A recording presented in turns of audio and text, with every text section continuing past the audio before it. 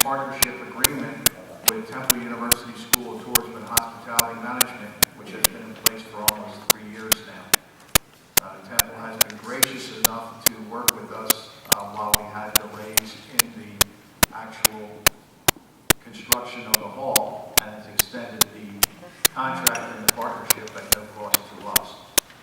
Today we are here to discuss with the Temple faculty the deliverables or the outcomes of their partnership agreement. And we're pleased today to have 4 of the faculty members who worked on this as principal investigators. And most of you who have been actively involved in the process are familiar with them because they've been here many times for many meetings and presentations.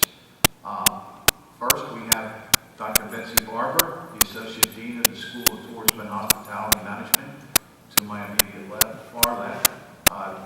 Next to her is Dr. Iz Tussadia, Dr. Florian Zach, and Dr. Wesley Roll. And we are pleased to turn the program over to Dr. Barber at this time. And in fact, we will make their presentations, and there will be an opportunity for exchange of dialogue and for questions. Dr. Barber, thank you very much for coming. Thank you, Mayor. I can't tell you how delighted we are to be here this morning to present to you our final report to the City of Cape May. This has actually been a labor of love, and I think the group up here would agree that it's been as beneficial to us, we believe, as we think it will be for you. And so hopefully this morning you'll get some insights on some of the ideas that we'd like to present to the city and some of the plans that the city might be able to look into for the future. First thing I wanted to do, however, was just to go over with you when we entered into the contract with the City of Cape May. We had 5 very distinct deliverables that we would be giving upon the conclusion, which of course is today. First, we were to develop a long-range plan to ensure the improved viability of Cape May as a desired premier tourist destination. And to help with this piece of the project, Dr. Tushadia, who is an expert in this field, is going to make a presentation on that piece. Second, to create a sustainable framework for Cape May to monitor visitor profiles, track visitor satisfaction, and to evaluate advertising effectiveness. In this piece, Dr. Florian Zach will be presenting what his findings are, and for many of you, you probably have seen the surveys that have been in the city for the last 2 summers and the evaluation of those surveys.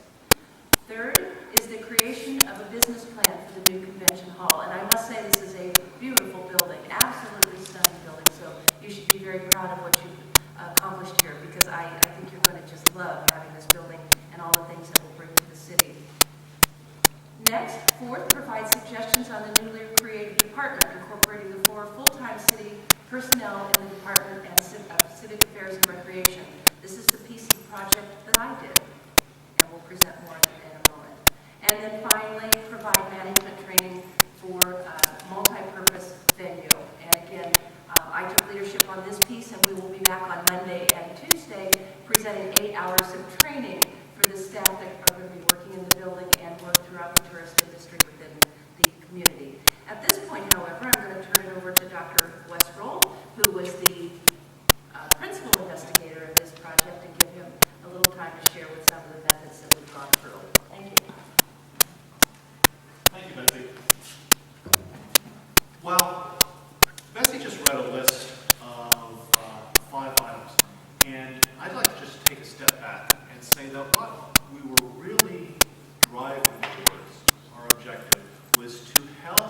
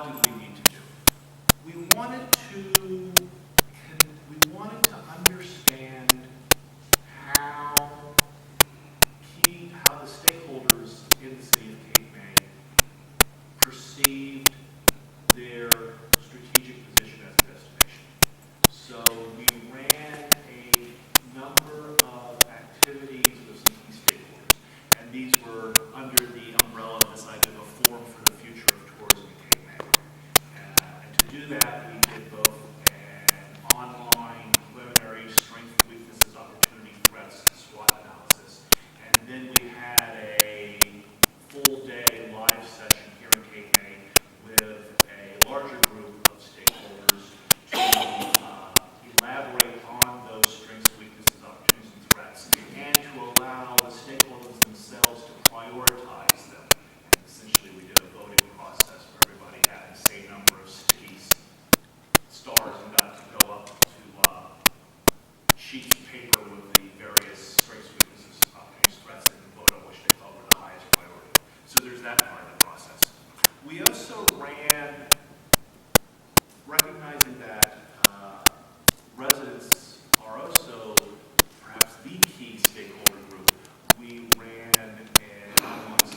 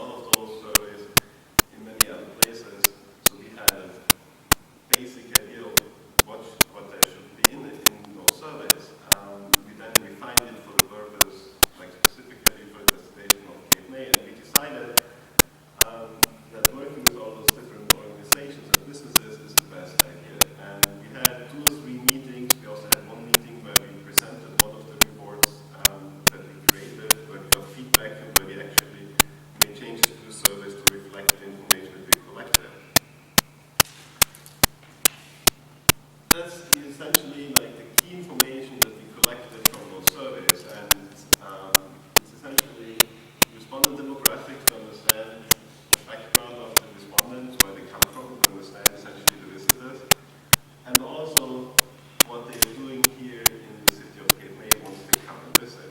We also had a few questions on marketing channels used, and then we had a bunch of open-ended questions on their experiences, what they liked, what they didn't like about the visit to the city of Cape May,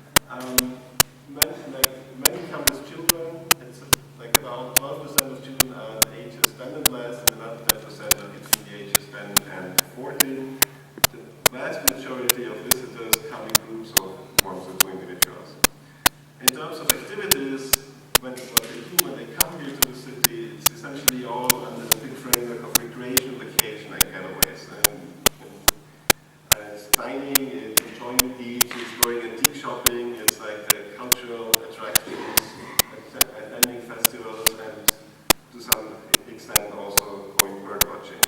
We also learn visitors are very satisfied or extremely satisfied with their stay here in the coast. My apologies.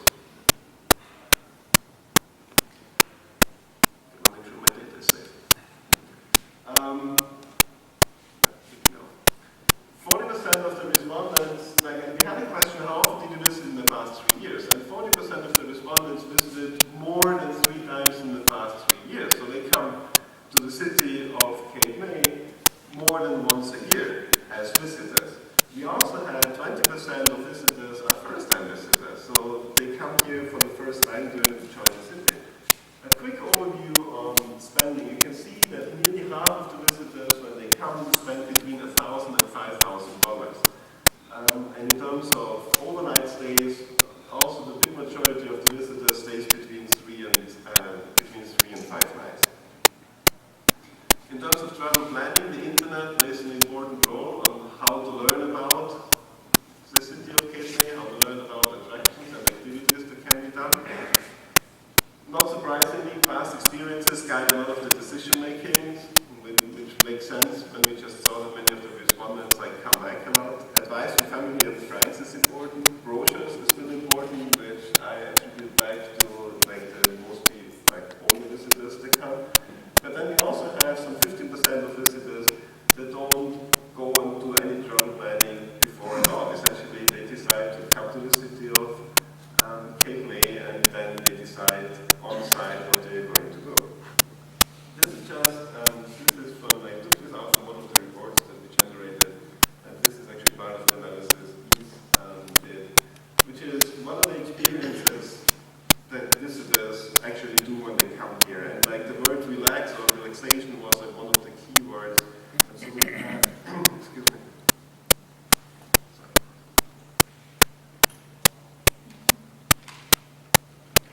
So just some of the comments and also one-to-one statements from visitors that came to the city. Essentially, they like the city because they can essentially relax and enjoy.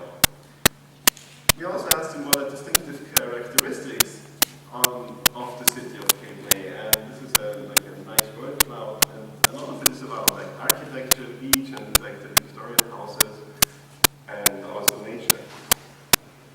Another question was, what did you find most interesting when you came and visited the city of Cape May? And it's the lighthouse, most importantly the beach, which given the nice view here makes a lot of sense. Washington Street Mall, and also the music festival. We had many respondents, the music festival, that were here in the city for the music festival.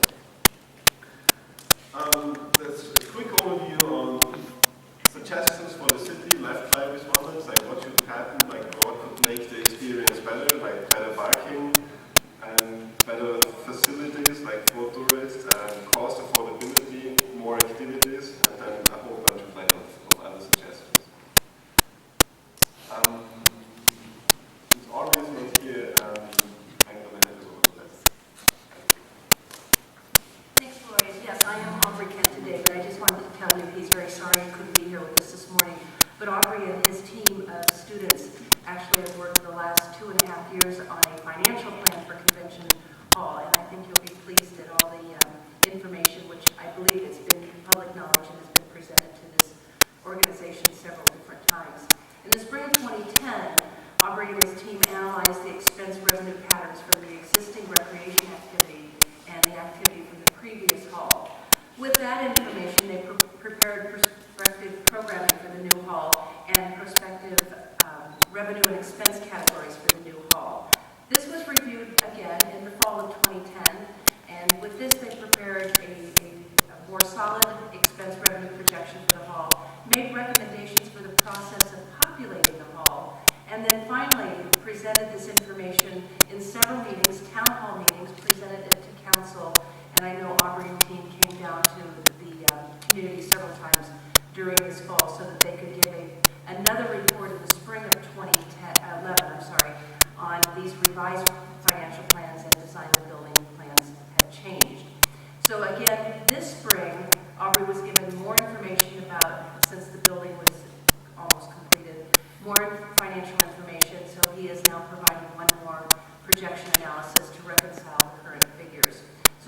process he went through, and as I said, I think the process has been very open, and many of the more specifics and dollars within the plan have already been presented. So with that, I'm going to move on to the human resource initiatives. In the end of January, 1st of February, I actually made a trip here myself, and this is what I presented to the mayor and council, and also the employees within the current department. This is just, again, a recommendation. Whether it's adopted by the city is certainly up to the city, but what I envisioned with this new department was something that appeared to fall into three different categories. One was marketing and promotion. Obviously, I think with the new tourism utility, marketing and promotion of the city is absolutely critical. So again, I didn't necessarily put this in the name of people as much as I did categories. So under the marketing and promotion unit within the new department should be tourism planning and marketing, a business development group, and public information office. This would also be where tourist information would be given to tourists coming to town, more like a wellness center. Then the recreation and special events, which I think you're really lucky. The amount of activities provided for the community here, I think, is fantastic. So community recreation and civic programs continue as is, and then citywide special events, large festivals, fairs, parades, those kind of mega events coming into this unit. And then finally, convention hall. Obviously, the management of this building is being very, very important. So a sales department, it's very important to fill this place. An event management team, that would be the team that would actually, once the sales and the individuals coming in to use the hall were here, the management of that day. So it's more hands-on daily events. And you're going to see with what we're going to do next Monday, there's going to be a very long orientation to those that work in the building and how to maintain the building, which obviously is the third group within the convention hall unit, and that's operations and maintenance. So on Monday and Tuesday, on Monday morning, I'll be back to do a 2-hour presentation to all the staff on customer service management. This is something that I've done for, 10 plus years. Love doing these kind of presentations, so I'm very excited to do it.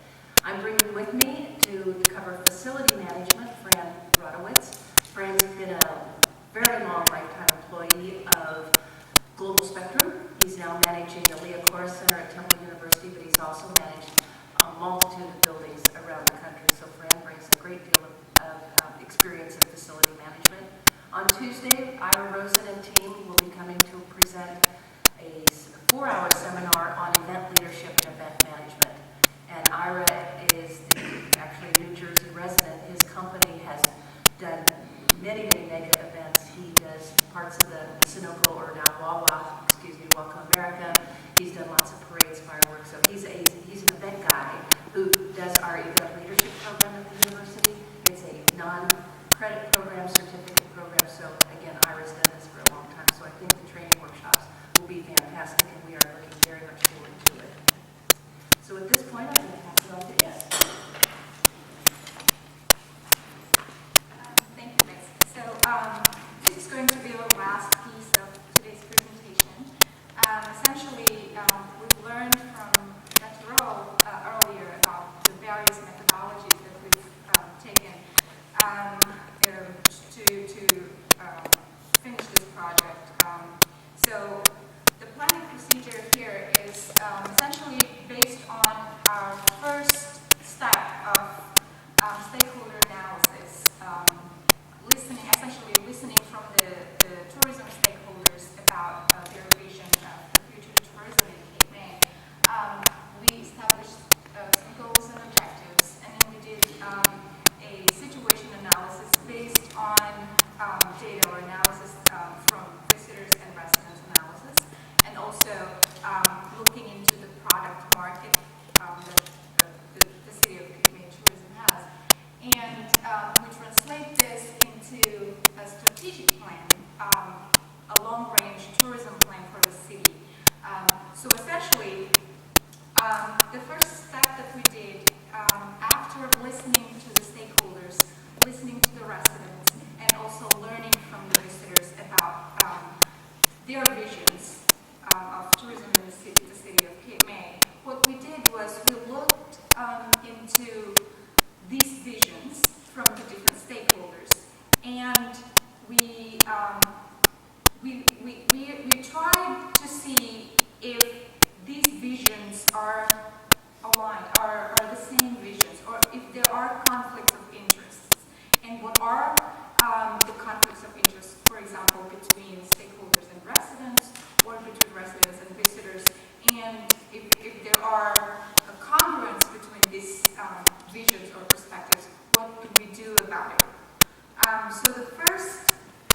For the first step, we did a SWOT analysis with the stakeholders, and followed by for the future of tourism. And then the result from that was a SWOT analysis. And from the residents' survey, one of the big questions actually that we asked was about the residents' attitude toward tourism in the city. And so here is a summary of residents' perspectives of tourism impacts. And as you see on the left-hand side, those are the impacts, the positive impacts of tourism as perceived by the residents. And on the right-hand side are the negative impacts. And one of the highlights, I think, of this analysis is that most residents perceive that the benefits of the tourism in the city actually are bigger than the negative impacts of tourism. They have a positive attitude toward tourism. And then when we asked if they think that the city should attract more tourists, about 76% of the residents said yes, 18% said no, and then the rest were not sure about it. And then we looked into the alignment of perspectives between stakeholders' vision and the residents' vision. And we found that many of the visions, even though we did the data collection separately, the stakeholders and residents did voice essentially similar visions about what they think tourism in the city of Cape May should be. So for example, the stakeholders think that it is important to maintain the quality of life and to essentially strengthen or maintain the ambiance of the city as a small town and a family-friendly town. And residents also voicing the same or similar visions about the city as a welcoming city to live, to work, and also to visit, and essentially emphasizing that the city has to remain family-friendly. Also, for example, stakeholders raised an issue about collaboration among all stakeholders and residents together in terms of tourism development.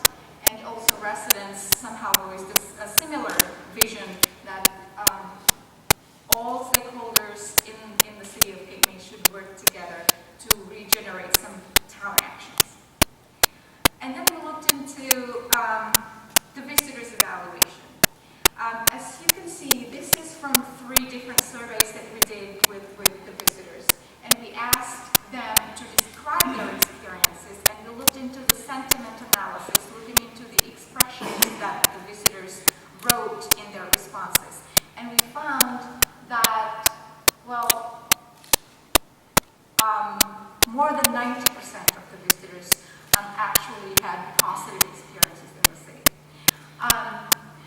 And we also looked into the suggestions that the visitors, the suggestions of improvement of experiences in tourism. And then we looked into, we compare the suggestions from the visitors with the vision from the stakeholders. And we found several also congruence of these perspectives. For example, stakeholders think that it's really important for the city to create a seamless experience for the visitors. And it's kind of aligned with what visitors suggest in terms of better parking, improvement of facilities, and also, for example, improvement of infrastructures and technology. And then stakeholders also think that the city has to become more affordable for younger families, for example, and visitors also think that cost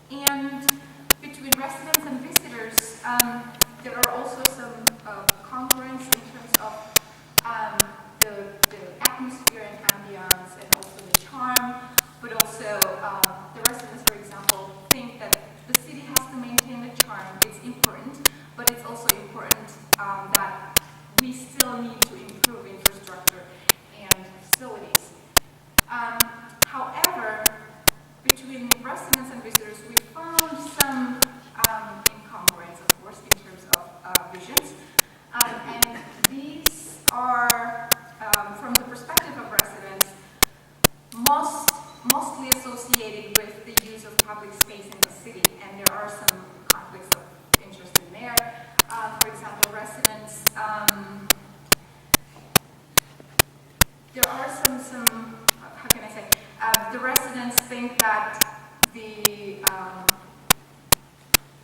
hotels that block the access to the beach for residents is not fair, and it's of course not aligned with what visitors want as, having more activities and attractions. And then visitors also suggested many improvements related to bike-friendly and more pet-friendly facilities and public spaces in the city. However, residents also voiced concerns regarding littering and some of the violations with the rules with no bikes or no skateboards, no dog rules in many facilities in the city. So, based on these analysis based on the comparison of these visions, we came up with 3 tourism visions for the city of Cape May. The first one is, and these came, of course, from various perspectives from the 3 stakeholders, residents, and visitors. The first one is to maintain the atmosphere of the city. And essentially, it's important to strengthen the market position of the city, and at the same time to maintain the quality of life for the residents. And then the second vision is to extend the tourism season. Essentially, that came up in our discussions with stakeholders, with the residents, and also with the visitors, that it is necessary to generate more visits during off-season or the shoulder seasons.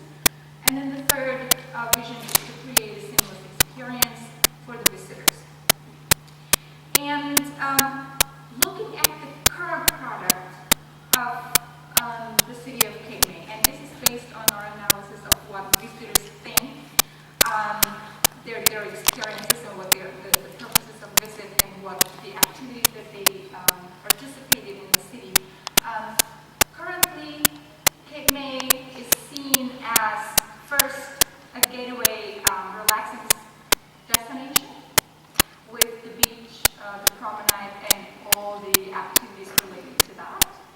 And second, Cape May is also viewed or enjoyed as a destination for arts, culture, and history, especially with all the festivals and performances and I think historic landmarks as well. And the third product is Cape May as a destination for nature tourism. That includes bird watching, visiting to parks, and all other natural attractions. And in terms of planning vision, the 3 visions that I previously mentioned, essentially first we want to strengthen our market position, and then it leads to generation of revenues that would hopefully help with economic development of the city, and that would at the end provide sustainability and development of the community. In other words, quality of life. So the planning goals for the city of Cape May tourism is first to strengthen the position as a premier tourism destination. Second, to stimulate long-term tourism-related businesses. And third, to provide a comprehensive guideline for community, or to strengthen the community through tourism. And we came up with 3 strategies based on these 3 visions. The first strategy is to strengthen the City of Cape May brand. And this actually, the issue came up from our discussion with the stakeholders. The stakeholders recognized that Cape May has been recognized by the market as a well-established destination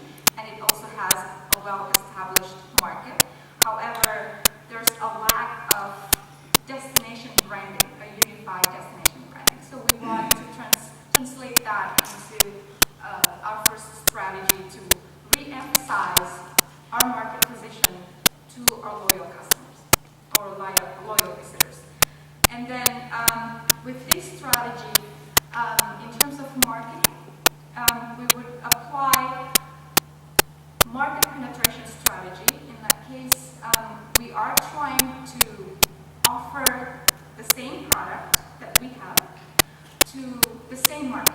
However, I'm going to explain further how we translate this into different programs. And then in terms of promotion, it is important for this strategy that that the city actually convey reminder promotion to generate more repeat visitation from our loyal customers. And then the second strategy is to extend the tourism season by generating more creative tourism products that we could offer to fill up the off-seasons or shoulder seasons. And this strategy is actually created specifically to support the development of this new convention hall. So what can we do? What are the new creative ways that we can offer to utilize our new convention hall and generate more visits to the city, especially in off-season? And this, in terms of marketing or product market strategy, we apply diversification strategy. In this case, we try to offer different products to different markets.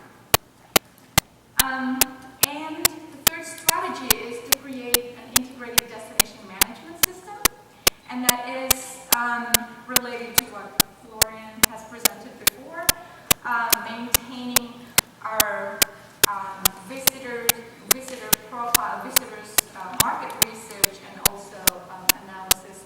And essentially, the destination marketing or management system will provide an engine for collaboration between or among stakeholders, local businesses, residents, and also the city.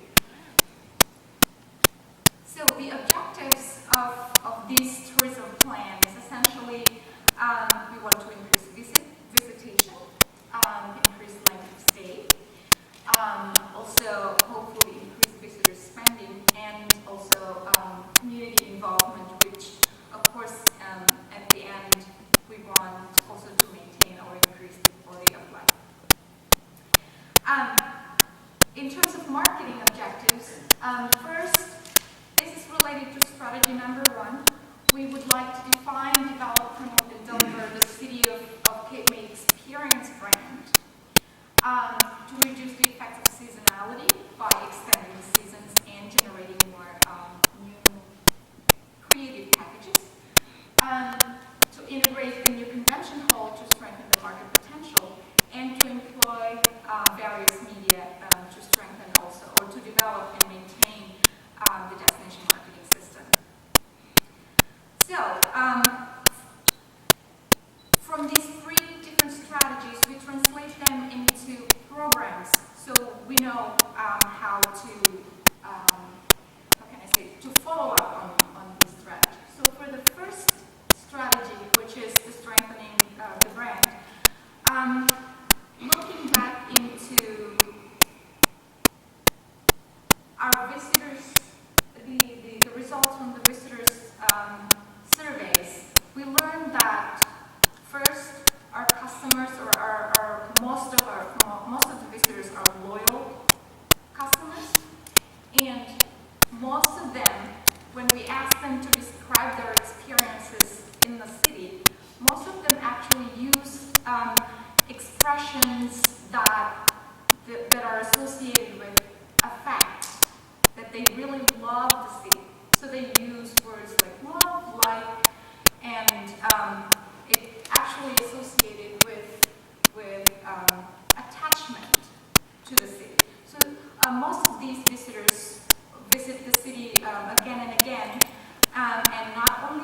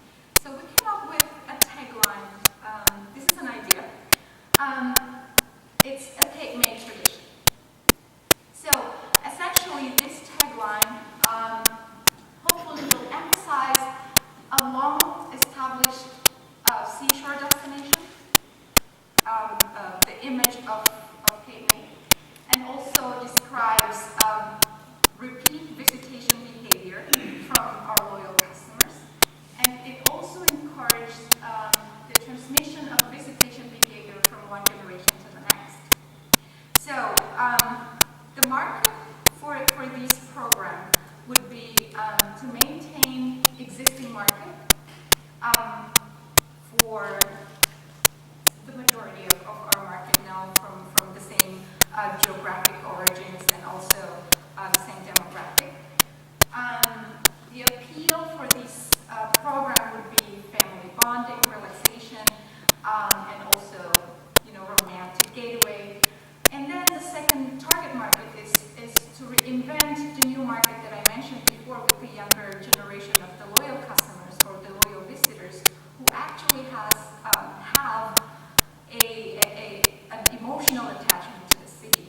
And we can also appeal to them through nostalgia and also some other strength that we have in terms of attractions, such as cultural attractions and also educational opportunities, especially related with the convention hall. So in terms of product development, for this specific program, the strategy would be to highlight a well-known attraction or programs that the city has and combine them with other services to actually create an attractive package. So for example, here, this is an example of how we apply the tagline into a product. For example, a movie night by the beach. It's a Cape May tradition. So I think the movie night is a popular program, a free popular program, has been popular in the city.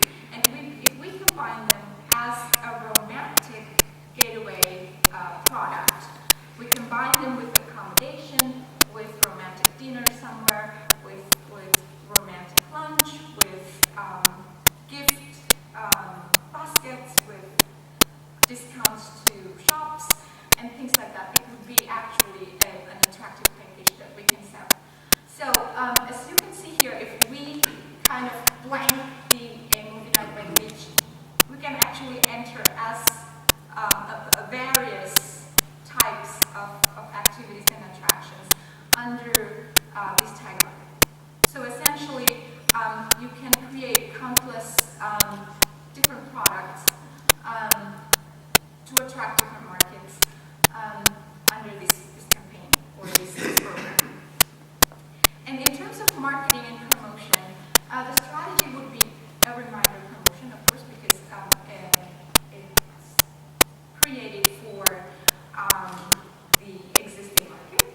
And we can use pull or push marketing. Push marketing in this case, since we already have several addresses who opted in for marketing materials, it's going to be easier for us to actually market this product. And then the second program that is associated with the second strategy is to extend the tourism season.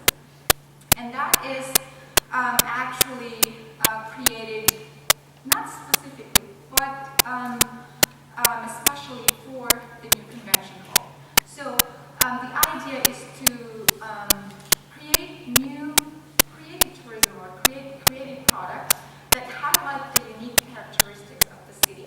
So it could be offerings or products that we are not known for right now, but we could attach the unique characteristics that Cape May has that distinguish the city from other destinations. And this actually, the idea of the tagline is the Cape May way. So this would mean that the the city of Cape May will embrace new experiences. Also, the visitors will embrace new experiences in Cape May.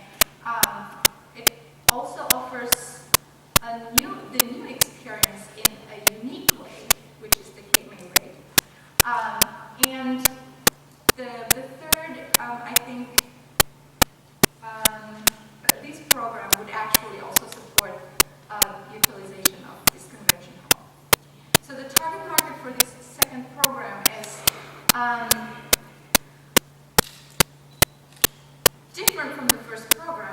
This program is trying to divert market from our direct competition. During the discussions that we had with the stakeholders,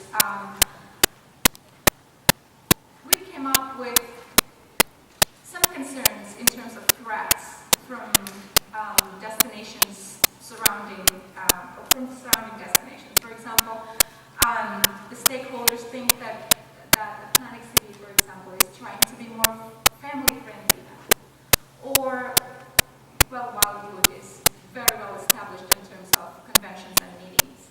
And with our new convention hall, for example, we can divert the market from these two competing destinations by creating similar products but distinctive, that has Cape May characteristics in it. And also the target market for this program is could be niche markets for such as organizations or special interest groups. And in terms of product development, this program is associated with creative tourism packages. For example, here as an example, a productive escape the Cape May Way that could be offered for corporate retreats or meetings that we offer organizations or corporations not only the meeting space and accommodation or restaurants, but also, for example, a private tour somewhere that only, that are only offered in Cape May. An example of other product development would be workshops or educational related meetings and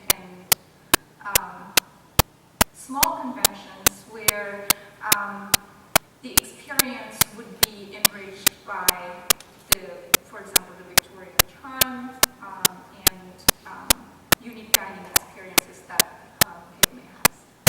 And in terms of marketing and promotion, it has to utilize persuasion strategy. In this case, we need to persuade new market and create preference to the city.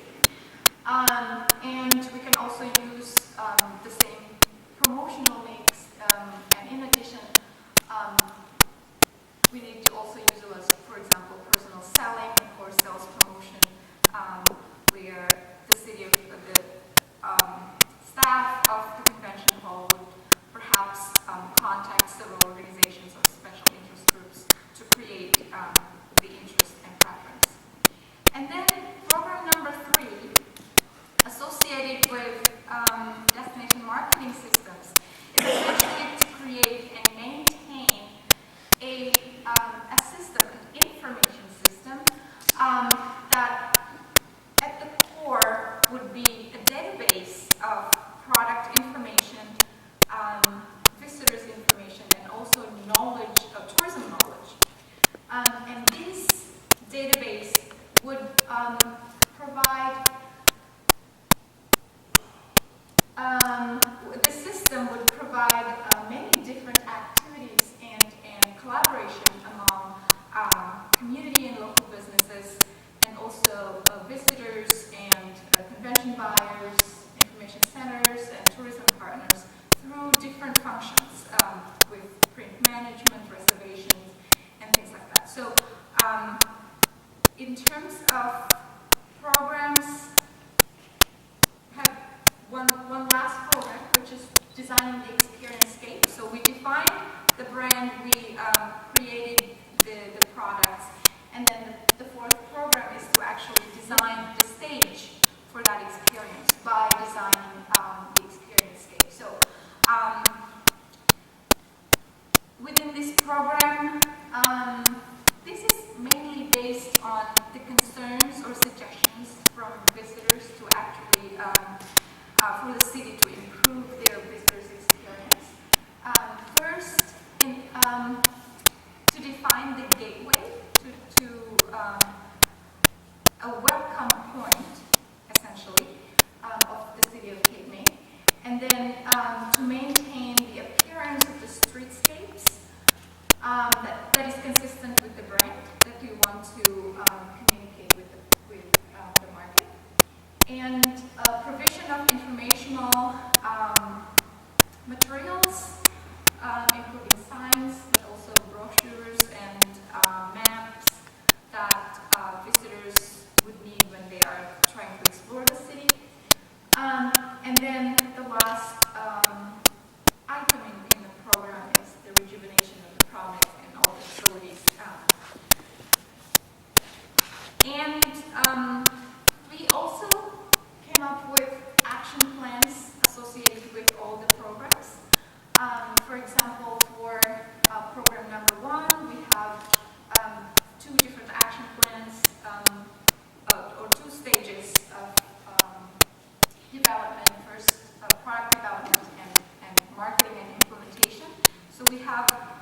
all the action plans for the 4 programs that we suggest. And lastly, in terms of development staging, looking into the time frame of planning and development, we came up with a strategic staging of the development. So you will see it's color-coded based on the 4 programs that I mentioned before. So blue, program number 1, and so on and so forth. And then we have phase number 1, which is staff training and database development that we have to do immediately, essentially. And then we have phase number 2 with maintaining market research and product development program number 1 and 2. And then on phase 3, we have marketing and implementation that includes reservation for the different products of program 1 and program 2. And then phase number 4 would be the facility development, essentially, or facility improvements of facilities, which is included in program number 4. And so that concludes my presentation, and if you have any questions or comments,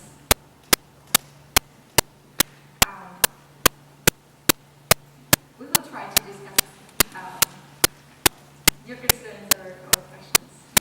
Thank you.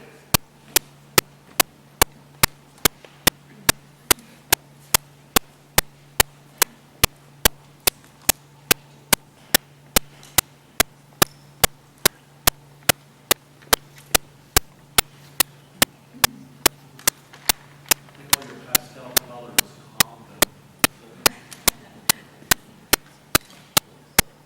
Thank you very much for that very comprehensive overview of the project.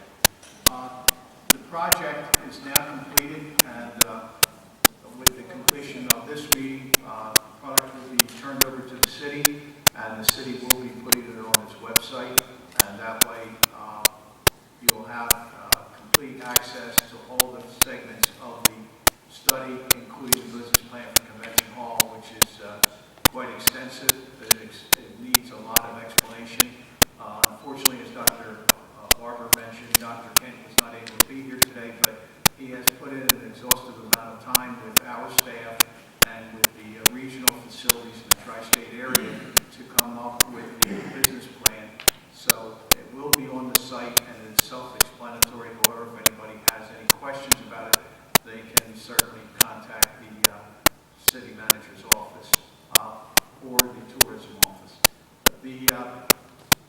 The complete plan that everyone discussed will be on there, including the results of the surveys, which I think you'll find quite interesting. I do want to thank those of you in the audience, and I see quite a few. I'm a little reluctant to name everybody because you always forget somebody, but I know Patty Schmucker and Therese Thompson from the Capri, and Paul Vogel from Fudge Kitchen, Susan Tischler from Kaleidoscope, were among the people who, and Jay Schatz is here too. Jay did it with the Abbey for 2 years, did the surveys with us, and we're starting the 3rd year now. And if it hadn't been for all of you volunteering to do this, then we wouldn't have the data we have. And thank you very much. And I know for most of you, you sat down with the guests and not told them what to say, but sat with them and had a cup of coffee so they would feel compulsed to do something and to turn it in, because most people want to have a good time, but over the stretch for a couple of days, you found time to meet with all of them and get it done. So we appreciate that very much. We'll be going into the 3rd phase of this. You need to have a database to know where your customers are coming from and what they expect of the city, what they like and what they don't like. Are there any questions for the panel? Mrs. Wyatt? Yes, Kate White, 292 Windsor Avenue. I have 2 questions.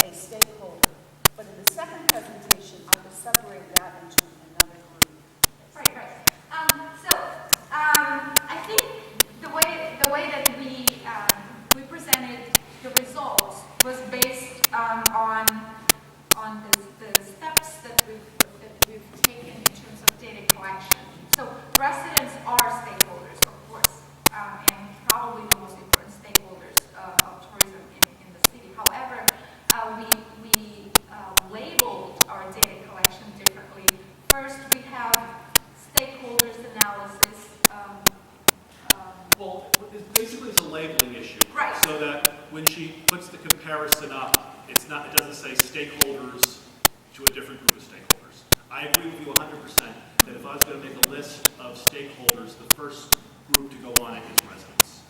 But I think the separation of stakeholders and residents in these slides was more a way to sort of try to facilitate communication for those comparisons. Essentially pointing out that the one set of data came from the online SWOT and the Forum for the Future, and the other set of data came from this resident survey. Not making any implication about residents not being stakeholders. Okay, in the second survey, who were the stakeholders? The second survey was a resident survey. It was addressed to residents of the city of Cape May.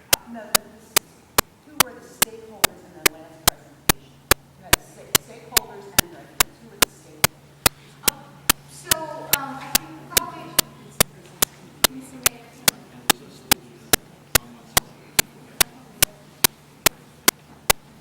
Okay, the first set, the stakeholders originally, were the residents, sampling of the residents, the business community, and organizations in town, especially the non-residents and the civic groups and so forth. That was the first group. And then the SWOT was to figure out the strengths, the weaknesses, the opportunities, and the threats. Okay, in case anybody didn't know what SWOT stood for, and I did until 2 years ago. So that's what it was about. But as part of this study, what was felt was important from the very beginning was that everyone in town had a vested interest because they're involved in the town, live in the town, work in the town, own business in the town, or visit the town. So we want to make sure we thoroughly sampled the residents, the business people, the organizations that operate the town, and also the people who come and visit us. So that was done thoroughly. As Wes Rowlands pointed out, sometimes in breaking that data out, there had to be some arbitrary delineations in order to compare one group against the other. Our biggest concern in doing the study was we felt, and the Temple faculty agreed totally, that the residents in town do have a stake because they live here. They either live here year-round or they live here seasonally. They're property owners, they're taxpayers. And they have some say into how much tourism we should have, what type of tourism should it be, how does that balance work with the quality of life, so you don't become too commercialized. And that was the reason there were numerous surveys, so that we managed to elicit all that information. Thank you. Thank you. Chris? Hi, Chris Bizarre. Quick question for the purpose of the survey. What was the total number of residents that we counted on as far as either year-round or seasonal? Do we know how many year-round or seasonal residents we counted on? I don't know that, but we can get back to you. Do we know how many respondents we had that actually answered the survey online? On the online survey, Yes. the survey was up for 2 months. Right. And I think the final number was somewhere around 34. 34, out of probably roughly about 1,500, 2,000 residents. Okay. And for the purpose of the study, the tourism part of it was a 2-year study, is that correct, when we did the surveys? Yes. And how many tourists generally come to the city over here?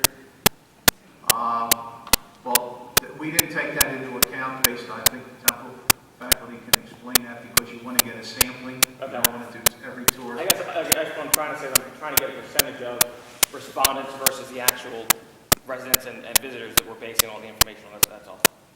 Is there a percentage we have based? We didn't do a percentage on the tours. You would never be able to keep up with it. What we did is a standard accepted practice of research and what's done in other tourist destinations. You just try to sample people who are coming for various reasons so you don't get a skewed viewpoint. And for us it was that you try to do it in 4 seasons of the year.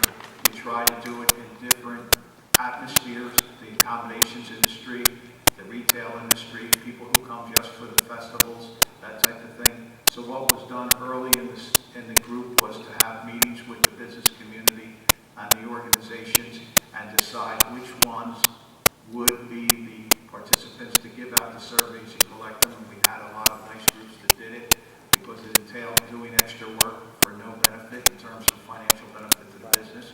And for the festivals, we sampled festivals throughout the year. particular organizations. We did the fishing, we did fishing out at the marinas.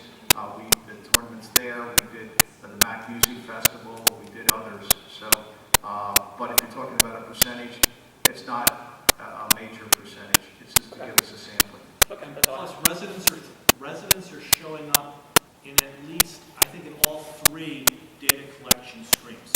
If you remember, Florian had a pie chart Right.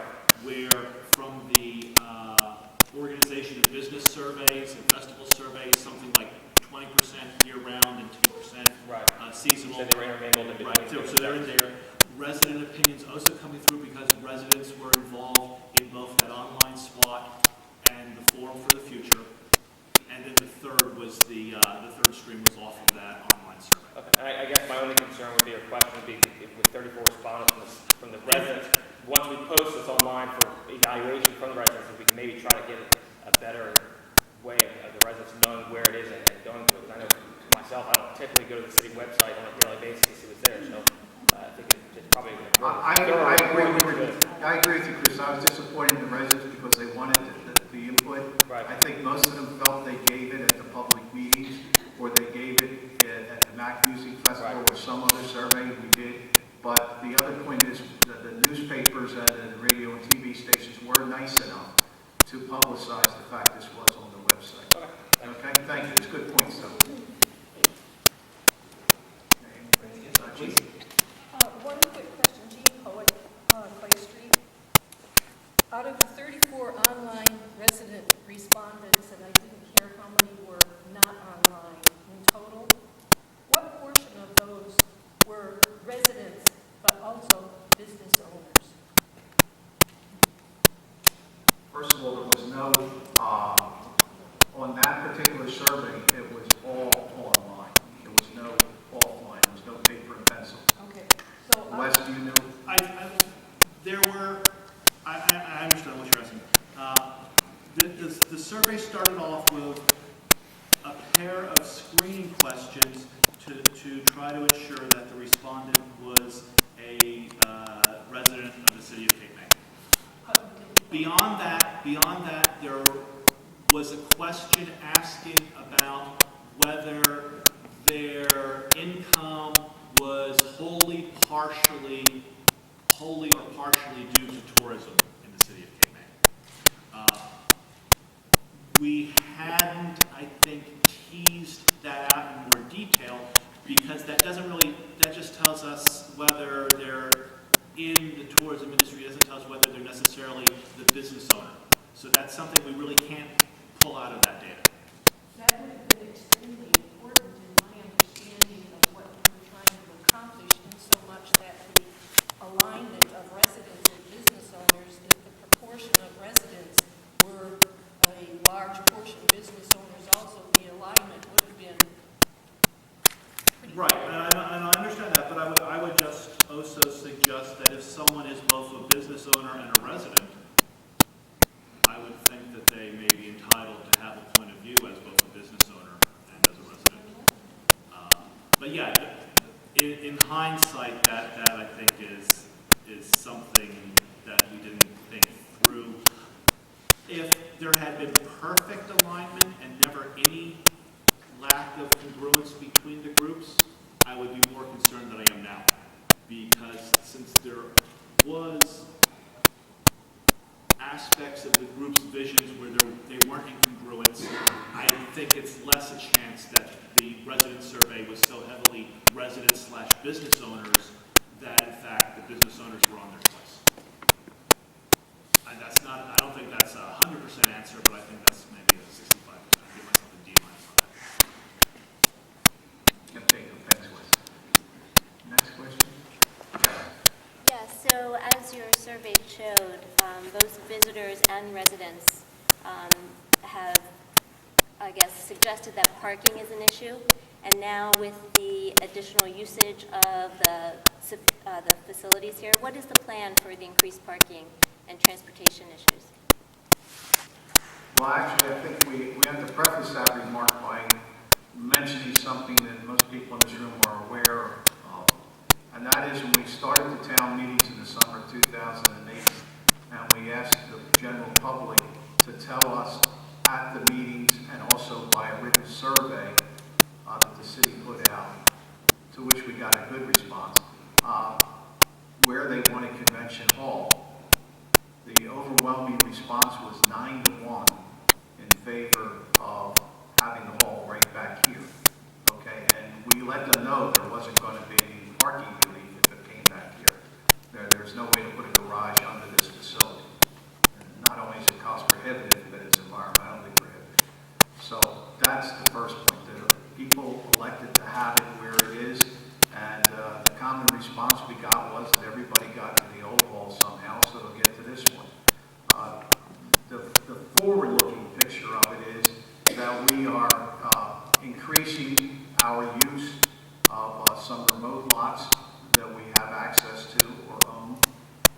to have people park there because we feel this is a walkable town, and a lot of our visitor surveys have shown that.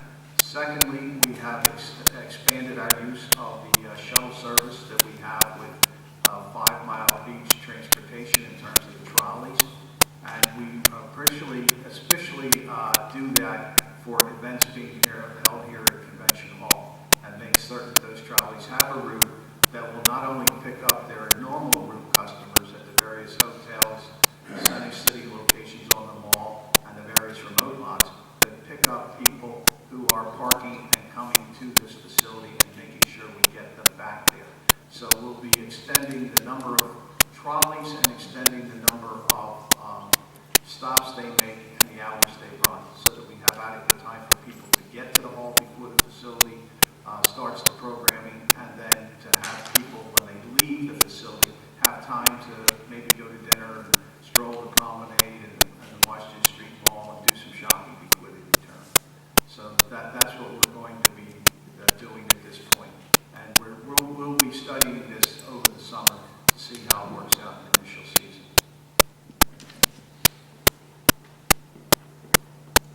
Anyone else? Gene? Regarding the financial plan, it was stated that it was made available in the fall of 2010, and that there's going to be an update. Correct. I'd like to know, when will it be available and where to the public? I just said that's included in the full document, and it will be on the city's website within the next week. Is there anyone else? Well, thank you all very much for coming, and if you haven't been through the hall, please take some time to go through the hall, and we hope you'll join us next Friday morning at 10. And on behalf of the City Council,